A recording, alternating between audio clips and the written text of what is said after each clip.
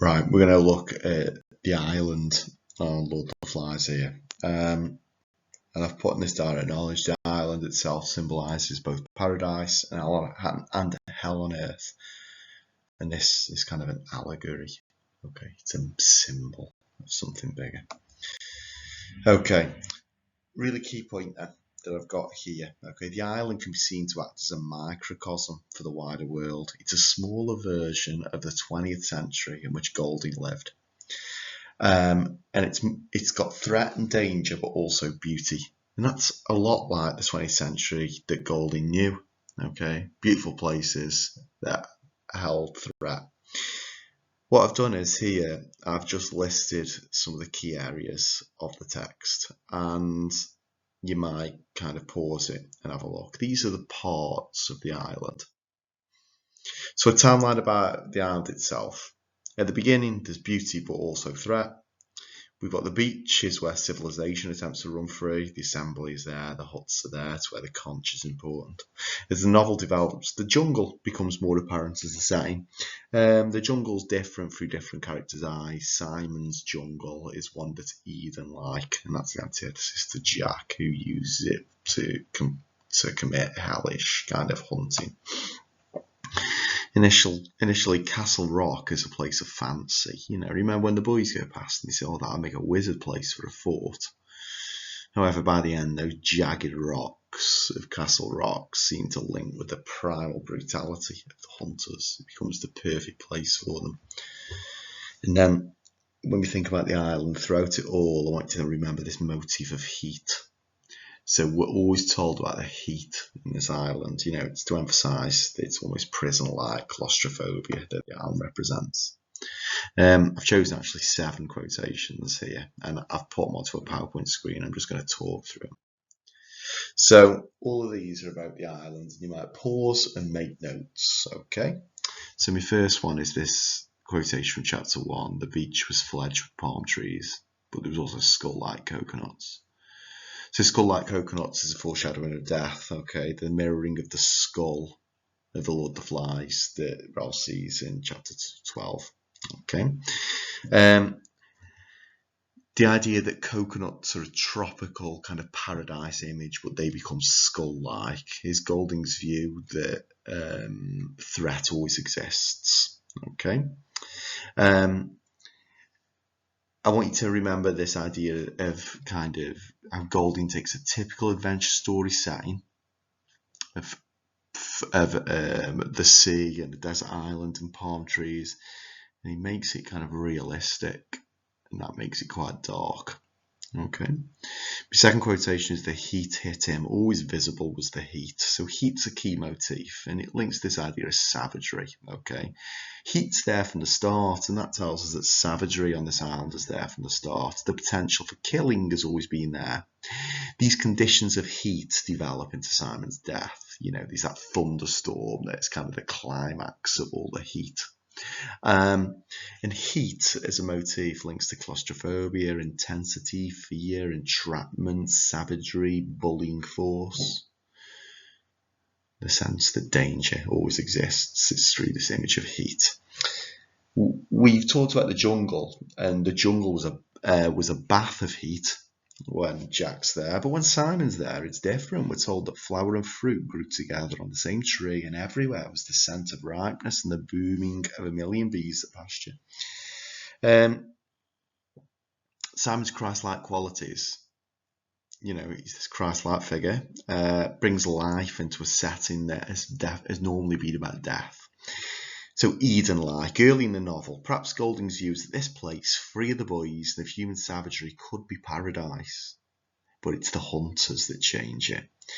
That description of when Simon is in there is very sensory, it's vivid. This sound, this sight, this smell, there's a sense of overload, and there's an overload of total beauty. And it develops this tragedy. If only they'd listened to Simon, then paradise could exist, but paradise is lost because Simon is forgotten. When Jack's in the jungle, like I say, it's a bath of heat, but we're also told about the impenetrable tangle of creepers and trees. And when Jack's there, I want you to think about how the jungle is a scene of entrapment. There's no escape from it, okay? From the doom that's within it. I want you to think of words like tangle and creepers. They're very kind of juvenile. Okay, the jungle's presented as being stealthy and like a monster. And we see this jungle through the eyes of a child. It's scary, but they use kind of childish language like creepers. And that reminds us that these are only children, you know. But I think the fact that they use childlike imagery suggests that it's a bit of a place of nightmare and there's a sense of the unknown about it. Again, that's different to Simon, because in chapter 3, he sees the flowers as candle butts. The beauty and radiance of the setting is seen through Simon. Now, when we think about when Simon's in the jungle in chapter 3, I want you to remember the religious or biblical allusions there. Candles are lit at church, and there's a sense that the jungle is a place of holiness and a place of prayer when Simon's there. And that's in contrast to the hellish heat and darkness when Jack's there. Okay, there's a sense that we can worship nature's beauty when Simon's there. So we've talked about heat as a motif, and they describe water a lot within this text. And I like this quotation: "The water boiled over the table rock with a roar." That's in chapter 6, so at this point savagery is obviously developing. We get the sense in chapter 6 that disaster's coming. The word roar makes this scene into a monster, like a leviathan. Golding's reminder is that the beast does exist. It's not just a thing, it's just not a thing, that's all, but it's enveloped through all the boys. So the fact that the water is roaring is telling us that, you know, that the concept of the beast, the concept of man's inhumanity, it's everywhere. The warmer than blood from the beginning develops into a boil. So, you know, the water was warmer than blood, but by chapter 6, it's boiling over. And that just becomes a metaphor for what's happening on this island. You know, savagery reigns. And then this final one's from chapter 12, okay, and we know in chapter 12, the thing that Ralph has thought is most valuable, fire, is beginning to kind of destroy the island. Now Simon's gone, there's no sanctuary or safety. It begins to encompass the worst of Jack, the whole island's turned savage, okay. Note the monstrous motif there, noise, deep grumbling. Forrest was angry with him. Okay, the setting becomes the beast that tries to kill Ralph.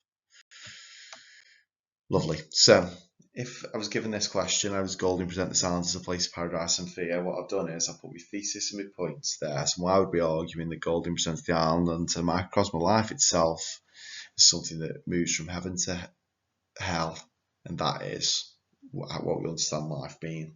Pause it and have a look at my points in red. I've put the kind of quotations that we're talking about. Okay, and I've written up the first point here. Okay, so again, you can pause this and have a look, but I want you to think about those things that we talk about all the time. How many times can you see Golding's view or Golding attempts? Okay, we've got to treat the text as a construct and not as real. Where can you see your layering? Where can you see that I have single word quotations? You know, I'm looking halfway down. The image of decay implies da da da da da. Or indeed, Golding utilises foreshadowing and showing the coconuts to be skull-like, the skeletal imagery. So we know that we've got to have layers that link to meaning and link to method. Okay, so pause it, have a look, and again, just make notes from that.